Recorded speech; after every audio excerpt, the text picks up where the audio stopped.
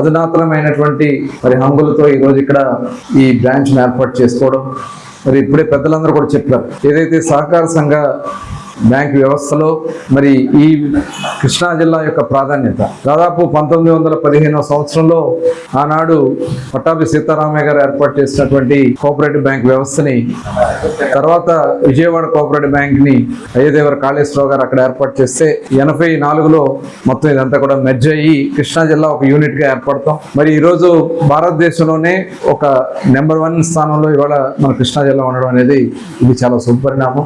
మనస్ఫూర్తిగా అభినందనలు తెలియజేసుకుంటా ఉన్నాం. దీన్ని మరింత ముందు తీసుకెళ్ళడానికి, ఎందుకంటే మన ప్రభుత్వం వచ్చిన తర్వాతే మోపుదేవిలో కూడా మనం స్టార్ట్ చేసాం, కొత్త బ్రాంచ్ అక్కడ ప్రారంభించుకోవడం జరిగింది. మళ్ళీ ఇవాళ చల్లపల్లిలో దాదాపు స్థలం కాకుండా 1,58,00,000 దగ్గర ఈ బిల్డింగ్ కి కన్స్ట్రక్షన్ కి లాకర్ ఫెసిలిటీ కానీ ఇవన్నీ కూడా ఇక్కడ ఏర్పాటు చేయడం, అలాగే వివిధ అవసరాల కోసం కూడా మరి బ్యాంక్ నుంచి లోన్లు ఇవ్వడం అనేది చాలా సుపరిణామం.